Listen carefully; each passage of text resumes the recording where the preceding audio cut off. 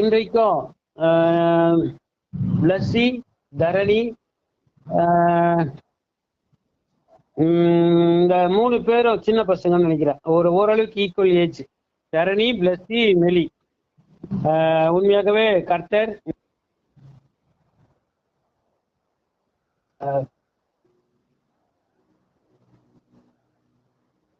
மிக நேர்த்தியாய் தேவன் உண்மையாகவே இதை நடத்த தேவன் கிருபை பாராட்டினார். கர்த்தர் நல்லவர். சோத்திரம். ஏன் இது மாதிரி டிஸ்டர்பன்ஸ் ஆச்சுன்னு தெரியல. ஜபத்தோடு தான் நம்ம வரோம். ஓகே, கர்த்தர் நல்லவர். இன்றைக்கு தேவ சமூகத்தில் வந்திருக்கிற ஒவ்வொருவருக்கும் இயேசு கிறிஸ்து நாமத்தில் மீண்டும் வாழ்த்துக்களை தெரிவித்துக் கொண்டு, மெலினா மெசேஜ் கொடுக்குதுன்னா அதற்கு இந்த செவ்வாய்க்கிழமை ஜபம் எங்களுக்கு மிகவும் உறுதுணையா இருந்தது. ஆகாஷ், நானு, கவிதா செவ்வாய்க்கிழமை ஃபாஸ்டிங் இருந்து நாங்கள் 4 பேர் இந்த வசனங்களை பகிர்ந்து கொள்வோம். சின்ன குழந்தையிலேருந்து பிள்ளைகள் அப்படியே அவங்களுக்கு என்ன தெரியுமோ அதை அப்படியே பகிர்ந்து கொள்வாங்க. அதுங்க வளர வளர வளர அந்த செவ்வாய்க்கிழமை பிரேயர் தான் இந்த குடும்பத்தை உண்மையாகவே எங்களுக்கு அதிகமாய் ஒரு ஊன்றுகொள்ளாய் நம்ம என்னை பலப்படுத்துகிறது. எல்லாமே அந்த செவ்வாய்க்கிழமை பிரேயர் அவ்வளோ ஃபாஸ்டிங் ஜபிக்கிறது இந்த குடும்பத்திற்கு ஏற்றதா இருந்தது. இந்த குடும்ப ஜபத்துல இயற்கையா லாசரையாவும் கலந்து கொண்டாங்க. அவங்களும் ஃபாஸ்டிங் தொடர்ந்து ஜபிக்கிறாங்க. கர்த்தர் நல்லவர். அப்படி பயிற்சி எடுத்தது தான் மெலி. இன்றைக்கு ஜீவனுள்ள வார்த்தைகளை பகிர்ந்து கொள்ளும்படியாய் 31வது தலைப்பு ஜபத்தினால் ஜெயம் பெற்ற தேவதாசர்கள். ஜபத்தினால் ஜெயம் பெற்ற தேவதாசர்கள். 1 ராஜாக்கள் 18ஆம் அதிகாரம் 24 - 40 வரை இது ஒரு எக்ஸாம்பிளா கொடுத்து இருக்கிறோம். ஆகவே கர்த்தர் இந்த ஜீவனுள்ள வார்த்தைகளை நமக்கு எப்படி பகிர்ந்து கொள்கிறாரோ இல்ல அவர் நமக்கு எப்படி கற்றுக் கொடுக்கிறாரோ அதை உண்மையாய் கரெக்டா நீங்க புரிந்து கொண்டு கரெக்டா ஒரு அரை மணி நேரம், ஒரு 8 மணி வரைக்கும் ஜீவனுள்ள வார்த்தைகளை பகிர்ந்து கொள்ளலாம். கர்த்தர் நல்லவர். இன்றைய சகோதரி மெலினா அவர்கள் ஜீவனுள்ள வார்த்தைகளை பகிர்ந்து கொள்வாங்க. எல்லாருக்கும் பிரைஸ் லார்ட். நம்ம மெசேஜ் குள்ள போறதுக்கு முன்னாடி ஒரு சின்ன மெசேஜ் மட்டும், சின்ன ஒரு ப்ரேயர் மட்டும் நம்ம எல்லாரும் பண்ணிடலாம். எங்களை பரலோக பிதாவே, அப்பா எங்களுக்கு இந்த நல்ல ஒரு இறைவேளை கூட்டி கொடுத்துட்டே இருக்க கொடாக்குடி நன்றிகளை எடுக்கிறோம் ராஜா. அப்பா இந்த வேலையிலும் ராஜா பகிர்ந்து கொள்கிற ஒவ்வொரு வார்த்தையும் நாங்கள் உங்களுடைய கருத்துல ஒப்பு கொடுக்கிறோம் ராஜா. அப்பா நான் என்ன பேச வேண்டும், எதை பேச வேண்டும் என்பதை நீங்க எனக்கு கற்றுத்தாங்க தேவனி. அதே போல் கேட்கிற ஒவ்வொருத்தருக்கும் ராஜா இது பிரயோஜனம் உள்ளதாயும் ராஜா. அப்பா அது அவங்க ஆத்மாக்கு பலனுள்ளதாயும் இருக்க காணப்பட கிருபை பாராட்டுங்க தேவனி. இவ்வளவு சம்பரமா தருவிடமா இயேசு நல்ல பிதாவே, ஆமீன். ஓகே, நம்ம மெசேஜுக்கு வரும்போது நம்மளோட டாபிக் ஜபத்தில் ஜெயம் பெற்ற தேவதாசர்கள். இன்னைக்கு நம்ம ஒரு 3 தேவதாசர்களை பத்தி பார்க்க போறோம். ஆனா அந்த 3 தேவதாசர்களை பத்தி பாக்குறதுக்கு முன்னாடி ஒரு சின்ன நோட் ஆன் ஜபம்னா என்ன அப்படின்றதுல இருந்து ஒரு சின்ன 3 குட்டி குட்டி ஹெட்டிங்ஸ் மட்டும் நம்ம பார்க்கலாம். அதுக்கு மத்தேயு 21 22 நம்ம அதுல பார்த்தோம் அப்படின்னா, சாரி, மேலும் நீங்கள் விசுவாசம் உள்ளவர்களால் எவைகளை கேட்பீர்களோ அவைகளை பெறுவீர்கள் என்றால், ஃபர்ஸ்ட் ப்ரேயர்னா என்ன அப்படின்னா, நம்ம விசுவாசம் வச்சு ஏதோ ஒண்ணு கேட்கிறோமோ அதை நம்மளுக்கு கொடுக்குற ஒரு விஷயத்த ஒரு பாத்வேவா அது இருக்கு. அதனால ஃபர்ஸ்ட் அது நம்மளோட விசுவாச ஊக்குவிக்கிறதாயும், இல்ல நம்ம விசுவாசத்தின் மூலியமா ஒண்ணு கேட்கும் போது நம்மளுக்கு பெற முடியும் அப்படின்ற ஒரு நம்பிக்கையை ஏற்படுத்துகிறதாயும் ஜபம் இருக்கு. இன்னொன்னு எப்படி ஜபம் பண்ணணும், இல்ல லைக் கேரக்டரிஸ்டிக்ஸ் ஆஃப் என்ன, கொஞ்சம் நான் அப்பப்ப இங்கிலீஷ்ல பேசுவேன், அதை எனக்கு மன்னிச்சிருங்க தயவு செஞ்சு எல்லாரும். அண்ட் ஒன் மோர் இஸ் ஜபம் எப்படி பண்ணணும் அப்படின்ற 3 விஷயம். ஃபர்ஸ்ட் அது நம்பிக்கை உள்ளவர்களா பண்ணணும். 2வது 2 நாளாகமும் 7:14 அது நம்ம பார்த்தோம் அப்படின்னா, என் நாமம் தரிக்கப்பட்ட என் ஜனங்கள் தங்களை தாழ்த்தி ஜெபம் பண்ணி என் முகத்தை தேடி தங்கள் பொல்லாத வழிகளை விட்டு திரும்பினால் அப்பொழுது பரலோகத்தில் இருக்கிற நான் கேட்டு அவர்கள் பாவத்தை மன்னித்து அவர்கள் தேசத்திற்கு சேமத்தை வர பண்ணுவேன். சோ 2வது விஷயம், நம்ம எப்படி ஜெபம் பண்ணணும், எப்படி அவர்கிட்ட நம்ம ப்ரொசீட் பண்ணணும் ஏசப்பா கிட்ட அப்படின்னா, நம்மை நாமே தாழ்த்தி, லைக் நம்மள ஹம்பிள் பண்ணி நம்ம ஒரு விஷயத்த கொண்டு போகும் பொழுது அதை அவர் உற்று கேட்கிற தேவனாய் காணப்படுகிறார்.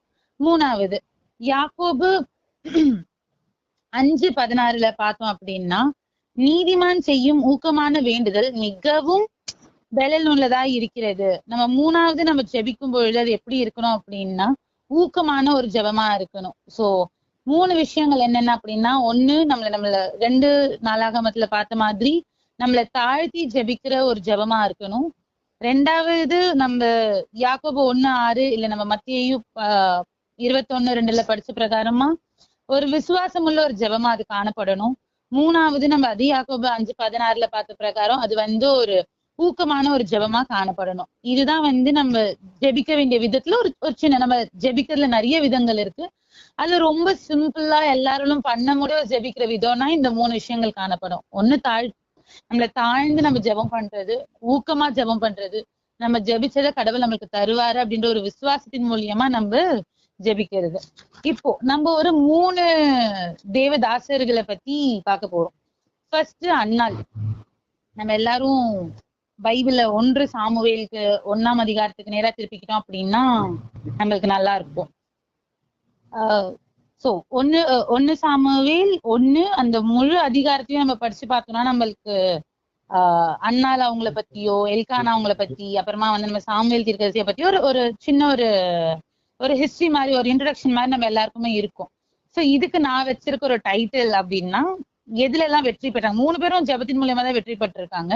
அதுல ஃபர்ஸ்ட் அன்னாள் எந்த விதமா வெற்றி பெற்றாங்க அப்படின்னா, வெறுமையில் இருந்து அவங்க ஒரு வெற்றியை கண்டாங்க. அன்னாள் எப்படி அவங்க வெறுமையில இருந்து வெற்றியை கண்டாங்க அப்படின்னா, நம்ம அதுக்கு 1 சாமுவேல் 1:5 இல்ல 4ல இருந்தே படிச்சோம் அப்படின்னா, அன்னாளை ஓகே இப்ப நம்மளுக்கு வெறுமை எப்படி வரும், இல்லைன்னா அவங்க ரொம்ப ஒண்ணுமே இல்லாம இருந்தாங்களா, இல்ல வீட்டுல எதுவுமே இல்லாம இருந்துச்சா, இல்ல என்ன டைப் ஆஃப் எம்டினஸ் அவங்களுக்கு இருந்துச்சு அப்படின்னா, இப்ப நம்ம அன்னாள் ரொம்ப ஏழப்பட்ட ஒரு பெண்ணோ, இல்லைன்னா எந்த சந்தோஷத்தையும் அனுபவிக்காத ஒரு பெண்ணோ கேட்டா நம்ம அன்னாள் அம்மா இல்ல. அவங்களுக்கு இருக்கிறதுலே ஒரு லவ்விங் ஹஸ்பண்ட்.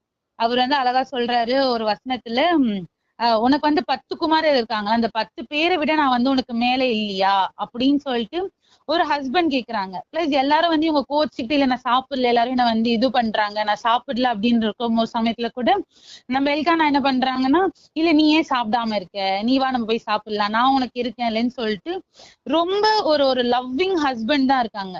பிளஸ் அதே மாதிரி லைக் வெல்த்லயும் நம்ம அண்ணாலம்மா எந்த விதத்துலயும் கம்மியானவங்களும் கிடையாது.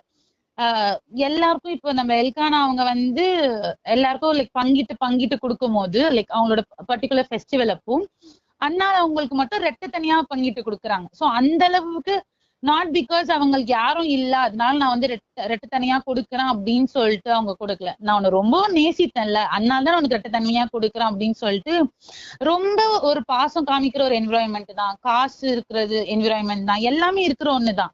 ஆனாலும் அங்க அவங்களுக்கு ஒரு வெறுமை இருக்கு. நம்ம லைஃப்லயுமே நம்மள பார்த்து எல்லாருமே கேட்பாங்க, நீங்க என்னப்பா ரயில்வேல தானே வேலை பாக்குறீங்க, நீங்க என்னப்பா உங்களுக்கு இது இல்லையா, உங்களுக்கு அது இல்லையா அப்படின்னு சொல்லிட்டு வெளில இருந்து பாக்குற எல்லாருக்குமே அது கொஞ்சம் ரொம்பவே டிஃப்ரெண்டா தான் இருக்கும். என்ன இவங்க போய் கஷ்டம்னு சொல்றாங்களா, இவங்க வாழ்க்கையில வெறுமை இருக்கா அப்படின்ற ஒரு சுச்சுவேஷன் எல்லார பார்த்தும் எல்லா சூழ்நிலையும் யாராவது கேட்டிருப்பாங்க. ஆனா நம்மளுக்கு மட்டும் தான் தெரியும் நம்ம என்ன கோ த்ரூ பண்றோம்னு சொல்லிட்டு. நம்ம வாழ்க்கையில என்ன வெறுமையா நம்ம ஃபீல் பண்றோம். நம்மளை சுத்தி ஒரு 100 பேர் இருந்தாலும் நான் தனியா தான் ஃபீல் பண்றேன், என்னை சுத்தி ஒரு 50 பேர் இருந்தாலும் என் வாழ்க்கையில வெறுமையா தான் இருக்கு, என்கிட்ட கோடியா காசு இருக்கு ஆனாலும் நான் வெறுமையில தான் இருக்கேன் அப்படின்ற சுச்சுவேஷன் நம்ம லைஃப்ல நிறைய பேருக்கு. இப்ப 10th ஸ்டாண்டர்ட் 12th ஸ்டாண்டர்ட் படிக்கிற பசங்களுக்கே டிப்ரெஷன் சைக்காட்டிக்கா இருக்கேன் அப்படின்னு சொல்லும் போது ஒரு வேலை ஸ்தலத்துல இருக்கிற எல்லாருக்குமே நம்மளுக்கு அந்த வெறுமை ஒரு எம்டினஸ் ஃபீல் ஆகுறது இஸ் மோஸ்ட் காமன். இத நம்ம எப்படி கோ த்ரூ பண்றது, இல்ல எப்படி இதை நம்ம ஜபத்தினால வெல்றது அப்படின்னா, திருப்பி நம்ம ஃபர்ஸ்ட் பார்த்த 3 விஷயத்தை தான் அன்னாள் அம்மாவும் பண்ணியிருக்காங்க. எப்படி பண்ணிருக்காங்க அப்படின்னா, நம்ம வசனம் 13 அதுல நம்ம பார்த்தோம் அப்படின்னா 1 சாமுவேல் 1:13, அன்னாள் தன் இருதயத்திலே பேசினால் அவளுடைய உதடுகள் மாத்திரம் அசைந்தது, அவள் சத்தமோ கேட்கப்படவில்லை, ஆகையால் அவள் வெறுத்திருக்கிறாள் என்று நினைத்து. அவங்க லைக் மனசுல இருந்து மனம் கசந்து லைக் ஃப்ரம் த ஹார்ட் அவங்களை தானே தாழ்த்தி, அச்சோ இவங்க எல்லாம் என்ன திட்டுறாங்க, இவங்க எல்லாம் கத்துறாங்க அப்படின்னு இல்லாம ஏசப்பா கிட்ட அவங்க வேண்டுதல் செய்யும் போதே, சேனைகளின் கர்த்தாவே தேரீர் உங்களுடைய அலையாளின் சிறுமையை கண்ணோக்கி பார்த்து ஷீ ஹம்பிள்ட் ஹர்செல்ஃப், அவங்களை தானே தாழ்த்திக்கிறாங்க. அப்புறமா அவங்களோட ஜெபம் ஊக்கமாயும் இருந்துச்சு. அவங்க சும்மா ஏனோ தானோன்னு ஜெபம் பண்ணவங்களா இல்ல. அவங்க அதே மாதிரி கர்த்தருக்கு ஒப்பு கொடுத்து ஜெபம் பண்றவங்களா, ஊக்கமா ஜெபம் பண்றவங்களா இருந்தாங்க. மூணாவது, அவங்க இந்த ஜெபத்தெல்லாம் பண்ணி முடிச்சுட்டு ஏலி வந்து அவங்க கிட்ட பேசிட்டு போனதுக்கு அப்புறமா அதுக்கப்புறம் அவங்க வந்து 18வது வசனம், அப்புறம் அவள் துக்கமா இருக்கவில்லை. அவங்களுக்குள்ள ஒரு நம்பிக்கை வந்துருச்சு ஜெபம் பண்ணனே. ஓகே, கடவுள் வந்து என்ன பாத்துப்பாரு, நான் சொன்ன இந்த வார்த்தையும் அவரு கேட்காம போல அப்படின்ற ஒரு நம்பிக்கை. நம்ம ஃபர்ஸ்ட் ஜெபம் எப்படி பண்ணணும்ன்ற பார்த்த விதம் எல்லாமே இங்க கவர் ஆயிடுச்சு. சரி, அவங்க தாங்களே தாழ்த்திட்டாங்க, ஊக்கமாவும் ஜெபிச்சாங்க, நம்பிக்கை உள்ளவர்களாவும் ஜெபிச்சாங்க.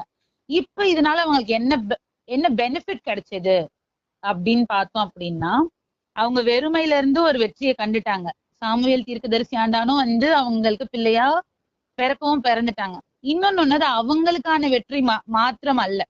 இப்ப அவங்க இத்தனை நாள் அவங்கள கஷ்டப்படாம அதான் எல்லாமே இருந்துச்சு இல்ல, அப்புறமா எதுக்கு அப்படி எதுவுமே இல்லாம இருந்த சூழ்நிலையில சாமுவேல் தீர்க்கதரிசி வந்ததுக்கு அப்புறமா தான் அவங்களுக்கு ஒப்பு கொடுக்கணும்னு ஆசை வந்துச்சே தவிர, இருக்கும் போதே ஸ்டார்டிங்ல ஏசப்பா கொடுத்துட்டு இருந்தானா நம்மளுக்கு சாமுவேல் தீர்க்கதரிசின்னு ஒருத்தவங்க கிடைச்சே இருக்க மாட்டாங்க.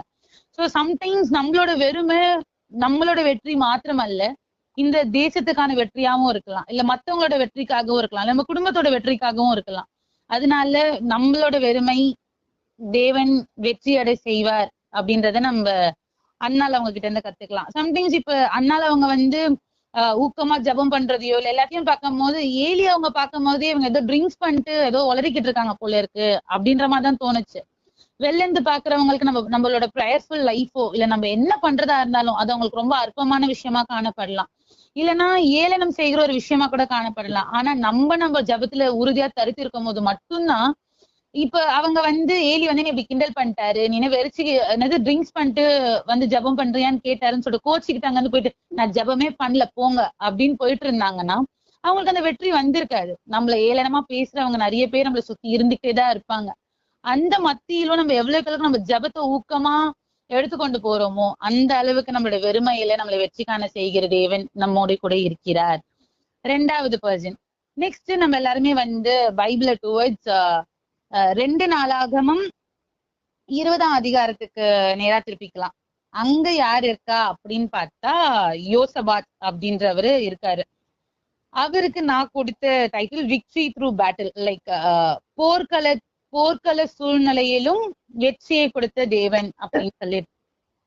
ஏன் அப்படின்னா இப்ப வந்து இவர் என்ன கோத்ரூ பண்ணாரு, இவர் எதுக்காக ஜெபிச்சாரு அப்படின்னா, அவரை மீறி ஒரு விஷயத்த அவரால் ஹேண்டில் பண்ற ஒரு சுச்சுவேஷன் வரும்போது இவங்க கொஞ்சம் கூட்டும், இவங்கள சுத்தி வர லைக் அம்மோன் புத்திரர் மோவாபியர் இவங்கன்னு சொல்லிட்டு தேர் லைக் thousands ஆஃப் பீப்புள், நிறைய ஆயிரக்கணக்கான மக்கள் அவங்கள சூழ்ந்து கொண்டு வராங்க. ஆனா இவங்க கிட்ட இருக்கிறது கொஞ்சம் தான். இந்த கொஞ்சத்தை வச்சு எப்படி நான் அவ்வளோ பெரிய விஷயத்த நான் டேக்கிள் பண்ணுவேன், என்னால சமாளிக்க முடியாத அளவுக்கு ஒரு சூழ்நிலை வருது, அதை நான் எப்படி மேற்கொள்வேன் அப்படின்ற ஒரு விஷயத்துக்காக தான் வந்து யோசபாத்ன்றவர் ஜெபிக்கிறாரு. நம்ம வாழ்க்கையிலயும் அதே மாதிரிதான். நம்மளுக்கு இப்போ நம்ம வாங்குற சம்பளம் ஒரு 10,000 ரூபாய் 20,000 ரூபாவா இருக்கும். ஆனா நம்மளுக்கான செலவுகள் இல்ல நம்ம செய்ய வேண்டிய கமிட்மெண்ட்ஸ் அதை மீறி ஜாஸ்தியான ஒரு விஷயங்களா இருக்கலாம். இல்ல என்னால ஒரு ஸ்ட்ரெஸ் இவ்வளவுதான் ஹேண்டில் பண்ண முடியும் அப்படின்னு இருக்கும், ஒர்க் ப்ரெஷர். அதை மீறி ஒரு ஜாஸ்தியான ஒரு ஒர்க் ப்ரெஷர் நமக்கு இருக்கலாம். So it's anything that we can not handle. நம்மளால எதுவுமே கட்டுப்படுத்த முடியாத ஒரு சூழ்நிலை நம்ம லைஃப்ல எல்லாருக்கும் இருக்கலாம். லைக் ஒருத்தருக்கு ஒரு ஃப்ரீக்வன்சி இருக்கலாம். லைக் ஒருத்தருக்கு ஒரு சொம்பு எக்ஸ்ட்ரா ஊத்தினாலே ஜாஸ்தியா இருக்கும், ஒருத்தருக்கு 10 செம்பு ஊத்தினாலும் ஜாஸ்தி தான். ஸோ ஜாஸ்தி தான். அது எப்படி நம்ம ஹேண்டில் பண்றது அப்படின்னா சேம் அதே மாதிரி நம்ம யோசபாத் அவங்களும் த சேம் வே தான் ப்ரேயர் பண்ணியிருக்காங்க. 2 நாளாகமும் 21-30 வரைக்கும் ஃபுல்லா படிச்சா நம்மளுக்கு அந்த என்டையர் ஸ்டோரின்னு சொல்லுவாங்க, என்டையர் அந்த ஏரியா நம்மளுக்கு தெரியும். இதுல அவர் எப்படி ஜெபிச்சாரு அப்படின்னா, திருப்பி அவரும் 6ஆம் வசனத்துல பார்த்தோம் அப்படின்னா, எங்கள் பிதாக்களின் தேவனாகிய கர்த்தாவே, பரலோகத்தில் இருக்கிற நீரல்லவா தேவரீர் ஜாதிகளுடைய ராஜ்யங்கள் எல்லாம் ஆளுகிறவர், உம்முடைய கரத்தில் வல்லமையும் பராக்கிரமும் இருக்கிறது, ஒருவரும் உம்மோடு எடுத்து நிற்க கூடாது. அகெயின் அவர் வந்து ஹம்பிள் பண்ணிட்டாரு. யாராலையும் உங்களை எதிர்த்து எல்லாம் நிக்க முடியாது ஏசப்பா, நீங்க தான் கிரேட்டு, எங்கனால அந்த கெப்பாசிட்டி எங்களுக்கு இல்ல அப்படின்னு சொல்லிட்டு திருப்பி அவரு தம்மை தாழ்த்திட்டாரு. நெக்ஸ்ட் 12வது வசனம், எங்கள் தேவனே, அவர்களை நீர் நியாயம் தீர்க்க மாட்டீரோ, எங்களுக்கு விரோதமாய் வந்த இந்த ஏராளமான கூட்டத்திற்கு முன்பாக நிற்க எங்களுக்கு பலன் இல்லை. திருப்பி அவர் தன்னைத்தானே வந்து தாழ்த்திக்கிற ஒருத்தரா காணப்படுறாரு. அதே மாதிரி அவருக்கு அவர் மத்தவங்களுக்கு சொல்லும் போது இப்போ அவங்களை சுத்தி அவரை ஃபாலோ பண்ற ஒரு பீப்புளுக்கு அவர் சொல்லும் போது 20வது வசனம், யூதாவே எருசலேமின் குடிகளே கேளுங்கள், உங்கள் தேவனாகிய கர்த்தரை நம்புங்கள், அப்பொழுது நிலைப்படுவீர்கள். அவருடைய தீர்க்க தரிசிகளை நம்புங்கள், அப்பொழுது சித்தி பெறுவீர்கள் என்றான். சோ அவர் மட்டும் நம்பிக்கை உள்ளவரா இல்லாம அவரோட ஊக்கமான ஜபத்தின் மூலியமா மற்றவர்களுக்கும் அவர் நம்பிக்கை தரவரா ஒருத்தரா காணப்படுகிறார். இப்படி இருக்கும் போது அவருக்கு என்ன கிடைச்சது அப்படின்னு சொல்லிட்டு பார்த்தோம் அப்படின்னா, திருப்பி 15வதுல இருந்து ஒரு 24வது வசனம் வரைக்கும் நம்ம போனோம் அப்படின்னா, லைக் மெனி ஈவென்ட்ஸ், நிறைய ஈவென்ட்ஸ் அங்க நடக்குது.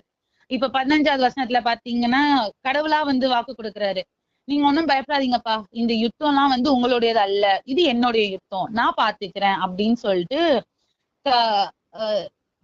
கர்த்தர் உங்களுக்கு சொல்லுகிறார். இந்த யுத்தம் உங்களுடையது அல்ல, தேவனுடையது அப்படின்னு சொல்லிட்டு 15வது வசனத்துல.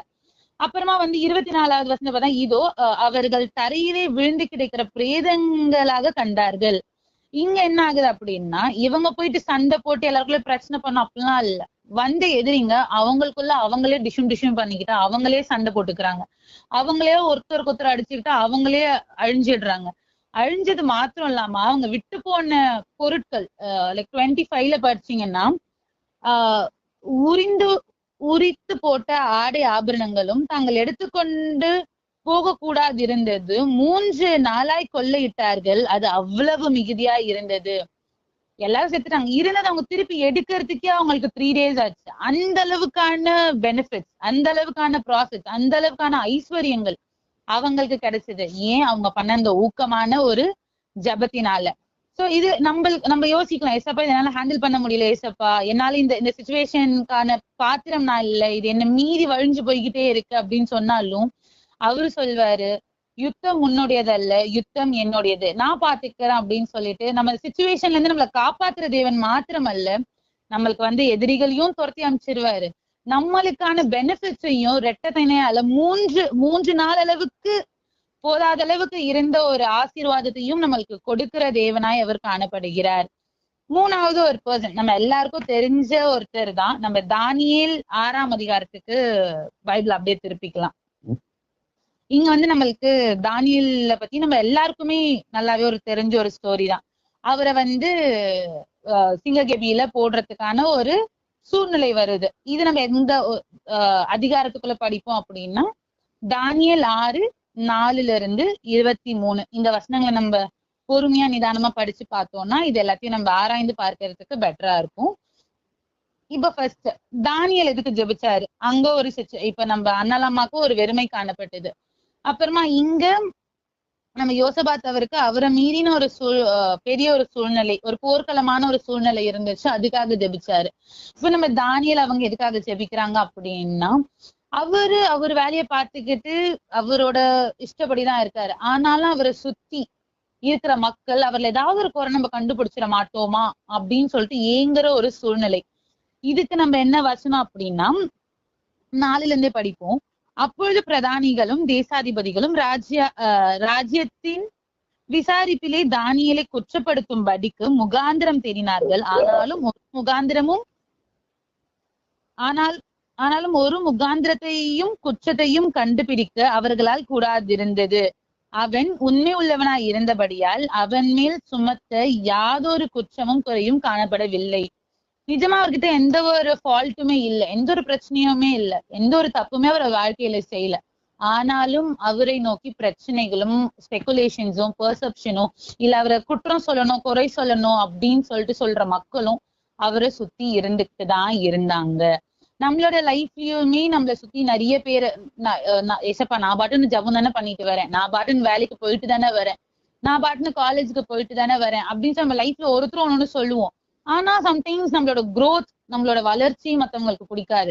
நம்ம என்னது இது, இவன் பாட்டு அமைதியா வராங்க, அமைதியா போறாங்க, ஒரு பிரச்சனையும் பண்ண மாட்டேங்கிறாங்க, ஆனா growth மட்டும் போய்கிட்டே இருக்கே அப்படின்னு சொல்லிட்டு நம்மள குறிச்சோ இல்ல நம்மளோட சிச்சுவேஷனை குறிச்சோ நம்ம ஃபேமிலியில குறிச்சோ இல்ல இவங்க குடும்பத்துல மட்டும் எப்படி எப்ப பார்த்தாலும் சமாதானம் இருந்துகிட்டே இருக்கு, எப்படி சண்டை போட்டாலும் எல்லாரும் அப்படியே ஹாப்பியாவே இருக்காங்க, அப்படி என்னதான் நடக்குது அப்படின்னு சொல்லிட்டு நம்மள குறிச்சு மத்தவங்க பார்க்கும்போது நம்ம ஏதாவது ஒரு குறை கண்டுபிடிக்கணும், நம்ம ஏதாவது ஒண்ணு பிரச்சனை பண்ணியே ஆகணும்னு சொல்லிட்டு மத்தவங்களுக்கு குறுன்னு பண்ணதான் செய்யும்.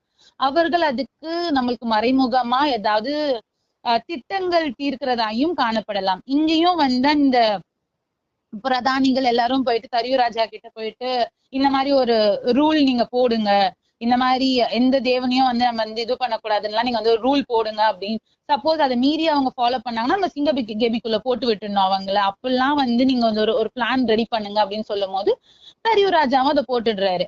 தானியேலோ என்றால் இந்த 10வது வசனத்துல இருந்து பார்க்கலாம். தானியேலோ என்றால் அந்த பத்திரத்துக்கு கையெழுத்து வைக்கப்பட்டு இருந்தது என்று அறிந்த போதிலும் தன் வீட்டுக்குள்ளே போய் தன் மேலறையிலே எருசலேமுக்கு நேராக பலகணிகளை திறந்திருக்க அங்கே தான் முன் செய்தபடியே தினமும் 3 வேளையும் தன் தேவனுக்கு முன்பாக முழங்கார் படியிட்டு ஜபம் பண்ணி ஸ்தோத்திரம் செலுத்தினான். இவரும் அதே மாதிரிதான், லைக் எல்லாம் சுத்தி பிரச்சனை நடந்துட்டு இருக்கு, இதுதான் ரூல், இதுக்கப்புறம் யாரும் எந்த பிரேயரும் பண்ணக்கூடாதுன்னு சொல்லி இருந்த சுச்சுவேஷன்லயும் he was faithful. அவரு நம்பிக்கை உள்ளவரா இருந்தாரு. இல்ல அத இந்த நம்ம அதே மாதிரி 23வது வசனத்தை பார்த்தோம்னா அவரோட நம்பிக்கை எந்த அளவுக்கு இருந்துச்சு நம்மளுக்கு தெரியும். அப்பொழுது ராஜா தன்னை மிகவும் சந்தோஷப்பட்டு தானியேலை கெபிலிருந்து தூக்கி போட சொன்னான். அப்பொழுது தானியேல் கெபிலிருந்து தூக்கி விடப்பட்டான். அவன் தன் தேவன் பேரில் விசுவாசம் வைத்து இருந்தபடியால் அவனில் ஒரு சேதமும் காணப்படவில்லை. லைக் அவரோட விசுவாசம் அவர் எந்த ஒரு சேதமும் வராதபடிக்கு அவரை காப்பாத்திருச்சு. அந்த அளவுக்கு he was faithful in his prayer. அப்புறமா அவரோட ஜெபம் ஊக்கமாயும் இருந்துச்சு. நம்ம எல்லாரும் இவ்வளவு பிரச்சனை நம்மளை சுத்தி நடந்துகிட்டு இருக்கும் போது நம்ம போயிட்டு முட்டி போட்டு இதுவெல்லாம் திறந்து விட்டு நம்ம அந்த அளவுக்கு நம்ம ப்ரேயர் பண்ணுவோமா அப்படின்னு கேட்டா ஒரு குவெஸ்டனபிளான ஒரு சுச்சுவேஷன் இருக்கலாம்.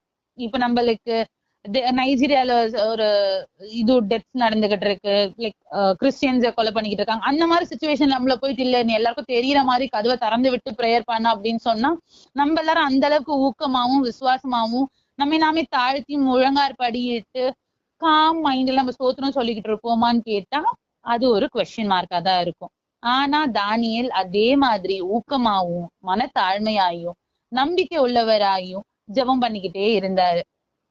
இப்ப இதுல இருந்து அவருக்கு என்ன பெனிஃபிட்ஸ் கிடைச்சது அப்படின்னா வசனங்கள் 16, 24, 26 மூணுத்தையும் நம்ம படிக்கலாம். சோ verse 16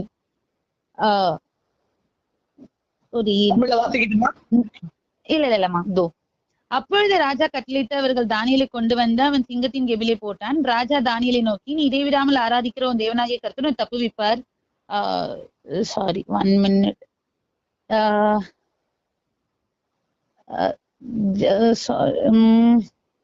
ஓகே, சிங்கங்கள் என்னை 22வது வசனம். சிங்கங்கள் என்னை சேதப்படுத்தாதபடிக்கு தேவன் தம்முடைய தூதனை அனுப்பி அவர்களின் வாயை கட்டி போட்டார். அங்கே அதேன் என்றால் அவருக்கு முன்பாக நான் குற்றமற்றவனாய் காணப்பட்டேன். ராஜாவாகி உமக்கு முன்பாக நான் நீதிகேடு செய்ததில்லை என்றான்.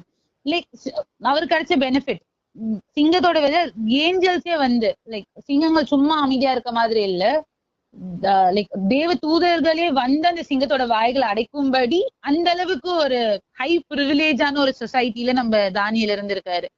2வது, இப்போ இது நம்ம ஃபர்ஸ்ட் எப்படி அண்ணால அவங்களோட இதுலயுமே அது நம்ம ஒருத்தருக்கான பெனிஃபிட் மாத்திரம் இல்லாம எப்படி தேசம் முழுமைக்கும் ஒரு பெனிஃபிட் கிடைச்சதோ சாமுவேல் தீர்க்கதரிசி மூலியமா, இங்க 26வது வசனத்தை நம்ம படிச்சோம் அப்படின்னா இப்ப தரியு ராஜா சொல்றாரு எல்லா ஜனங்களையும் பார்த்து, என் ராஜ்யத்தின் ஆளுகைக்குள் எங்கும் உள்ளவர்கள் யாவரும் தானியேலின் தேவனுக்கு முன்பாக நடுங்கி பயப்பட வேண்டும் என்று என்னாலே தீர்மானிக்கப்படுகிறது. அவர் ஜீவனுள்ள தேவன், அவர் என்றென்றைக்கும் நிலைத்திருக்கிறவர், அவருடைய ராஜ்யம் அழியாதது, அவருடைய கர்த்தத்துவம் முடிவு பரியந்தம் நிலை நிற்கும். தானியேலை சிங்கங்களின் கைக்கு தப்புவித்த அவரே தப்புவிக்கிறவரும் ரட்சிக்கிறவரும் வானத்திலும் பூமியிலும் அடையாளங்களையும் அற்புதங்களையும் செய்கிறவருமாய் இருக்கிறார் என்று எழுதினான். சோ அது வெறும் வாயில சொன்ன அறிக்கை மாத்திரமல்ல, ஒரு ராஜா எழுத ஒரு விஷயம் எவ்வளவு ஒரு பெரிய ஒரு விஷயமா இருக்கும் நம்ம எல்லாருக்குமே தெரியும். இப்போ ஒரு சிஎம் ஒரு லெட்டர் எழுதி சைன் பண்றாருன்னா அதோட வேல்யூவே நம்மளுக்கு வேற மாதிரியான ஒரு வேல்யூ தான் அது. அப்போ ஒரு ராஜாவே இங்க யாரோ அவருக்கு போய் மனு தாக்கல்லாம் செய்யல. இப்ப நம்ம அட்லீஸ்ட் நம்ம தானியேல போய் குறை சொல்லணும் அப்படின்னு ஒரு சுச்சுவேஷன் இருக்கும் போது சுத்தி இருக்கவங்க தான் போயிட்டு நீங்க இந்த மாதிரி பண்ணுங்க, நீங்க அந்த மாதிரி பண்ணுங்க அப்படின்னு சொல்லிட்டு ராஜாவை தூண்டி விடுறாங்க. பட் ஆனா இங்க நம்ம பார்த்தோம் அப்படின்னா யாரும் அவரை ராஜாவை தூண்டியும் விடல. நீங்க இதை சொல்லுங்க ராஜா, இவ்வளவு பெரிய விஷயம் நடந்துருச்சுல, நீங்க எழுதுங்க சூப்பரா இருக்கும் அப்படின்னு சொல்லி சஜஷன்ஸ் கொடுக்கல.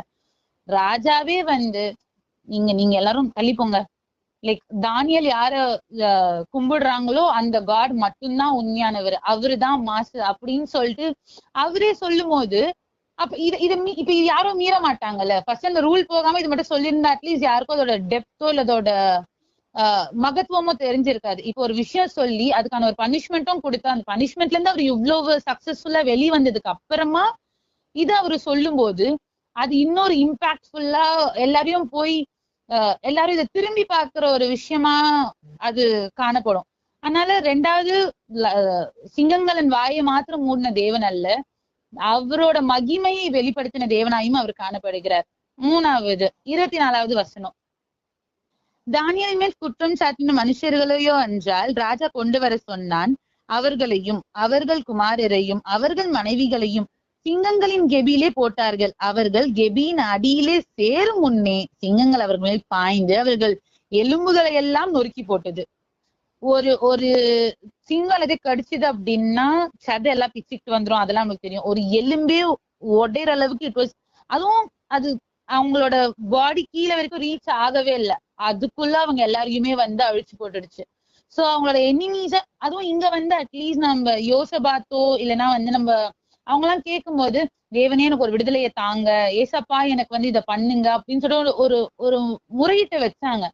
ஆனா இங்க நம்ம தானியல் அவங்க விஷயத்துல தானியல் வந்து ஏசப்பா என்ன போட சொன்னாங்கல்ல, அவங்களுக்கு அகெயின்ஸ்டா நீங்க ஏதாவது பண்ணுங்க ஏசப்பா அப்படிலாம் கூட லைக் தானியல் டின் ப்ரே. அவர் வந்து நார்மல் ப்ரேயர், நான் எப்பவுமே 3 வேளை ஜெபிப்பேன், நான் வந்து ஒரு நாளைக்கு ஒரு 2 அதிகாரம் படிச்சு நான் 1 மணி நேரம் ஜெபம் பண்றது என்னோட வழக்கம், அதான் 3 வாட்டி நான் பண்ணுவேன். அவருக்கு பிரச்சனை வந்துச்சு, நம்ம சாவ போறோன்ற நிலைமையிலதான் அவர் இருக்காரு. ஆனாலும் அவருக்கு ஒரு காம் மைண்டோட எப்பவுமே பண்ற ஜெபத்தை அவர் பண்ணி கொண்டவரா இருந்தார். ஆனா அதோட இம்பாக்ட் பாத்தீங்கன்னா அவங்களோட எனிமீஸ அவர் கேட்காமயே அவங்களோட எனிமீஸ் எல்லாத்தையும் ஏசப்பா அவங்களோட லைஃப்ல இருந்தே தூக்கி போட்டுட்டாரு.